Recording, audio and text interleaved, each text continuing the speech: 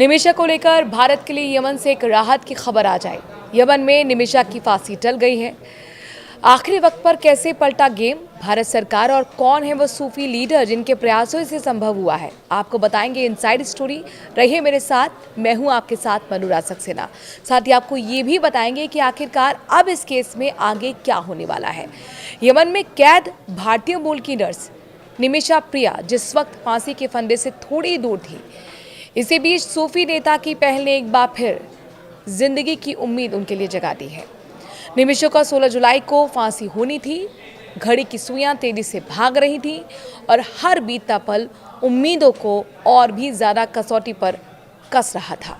ऐसे मोड़ पर जब सारी उम्मीदें धूमिल होती हुई दिख रही थी, सुन्नी मुस्लिम नेता कंथापुरम एपी अबू बकर ने एक नई आस जगाई। फिलहाल खबर यही है कि 16 जुलाई को होने वाली फांसी टल गई है। इससे पहले फांसी को रुकवाने के लिए सूफी विद्वान की अगुवाई में प्रयास किए जा रहे थे। मीडिया रिपोर्ट्स के मुताबिक प्रमुख विद्वान और सूफी नेता शेख हबीब उमर बिन हाफिज के प्रतिनिधियों और यमनी नागरिक तलाल अब्दो मेहदी के परिवार के बीच मंगलवार को धमार में होने वाली बैठक के बारे में बताना शुरू किया गया। कहानी शुरू होती है 2017 से, जब निमिषा प्रिया पर अपने यमनी व्यापारिक साझेदारी तलाल अब्दो मेहदी की हत्या का आरोप लगा। ये घटना यमन में हुई थी और कानूनी प्रक्रिया के बाद 2020 में उसे फांसी की सजा सुनाई गई। उसकी अंतिम अपील भी 2023 में खारिज हो चुकी थी। पलक्कड़ केरल की नर्स अब यमन की राजधानी सना की एक जेल में बंद है और उसका परिवार हर पल हर सांस उसकी रिहाई की दुआ कर रहा है। भारत सरकार ने भी अपनी तरफ से हर संभव प्रयास किए, लेकिन यमन की जटिल और अस्थिर स्थिति के कारण ज़्यादा कुछ कर पाना मुश्किल लग रहा था। सुप्रीम कोर्ट को केंद्र सरकार ने सोमवार को बताया था कि वो हर संभव कोशिश कर रहे हैं, लेकिन यमन की ज़मीनी हकीकत चुनौतियों से भरी हुई है। ऐसे में 94 साल के सूफी विद्वान कंथापुरम एपी अबू बकर ने साफ तौर पर मोर्चा संभाला। उनकी पहल पर एक और प्रमुख सूफी नेता शेख हबीब उमर बिन हाफिज के प्रतिनिधियों ने मेहदी के परिवार से संपर्क साधा।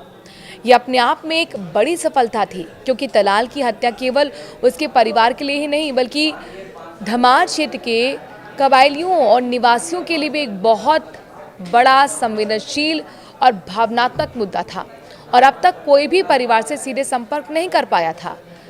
मुस्लियार के गहरे आध्यात्मिक प्रभाव के कारण ही ये पहली बार में संभव हो पाया। मंगलवार को यमन के स्थानीय समय के मुताबिक सुबह 10 बजे धमार में मेहदी के परिवार और शेख हबीब उमर बिन हाफिज के प्रतिनिधियों के बीच एक महत्वपूर्ण बैठक हुई। सूत्रों के मुताबिक तलाल का एक करीबी रिश्तेदार, जो हुदैदा स्टेट कोर्ट का मुख्य न्यायाधीश और यमन की शुरा काउंसिल का सदस्य भी है, इस बैठक में शामिल हुआ। सबसे महत्वपूर्ण बात यह है कि वो शेख हबीब उमर के सूफी संप्रदाय का अनुयायी है, जिससे परिवार को मनाने की उम्मीद अब बढ़ गई। इस बैठक का मुख्य उद्देश्य मुआवजा स्वीकार करने के संबंध में अंतिम फैसले तक पहुंचना था।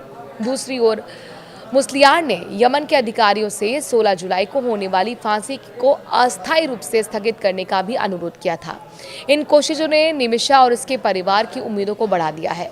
विदेश मंत्रालय के सूत्रों से मिली जानकारी के मुताबिक भारत सरकार इस मामले में शुरुआत से ही हरसंभव मदद कर रही थी। हाल ही के दिनों में भारत सरकार ने निमिषा प्रिया के परिवार को दूसरी पार्टी यानी कि मृतक के परिवार के साथ कोई आपसी समझौता सहमति वाले समाधान के लिए और समय दिलाने के लिए खास प्रयास किए थे। इस मामले की संवेदनशीलता के बावजूद भारतीय अधिकारी लगातार स्थानीय जेल के अधिकारियों और अभियोजक कार्यालय के संपर्क में थे। इस बीच निमिषा प्रिया की फांसी को फिलहाल के लिए टाल दिया गया है।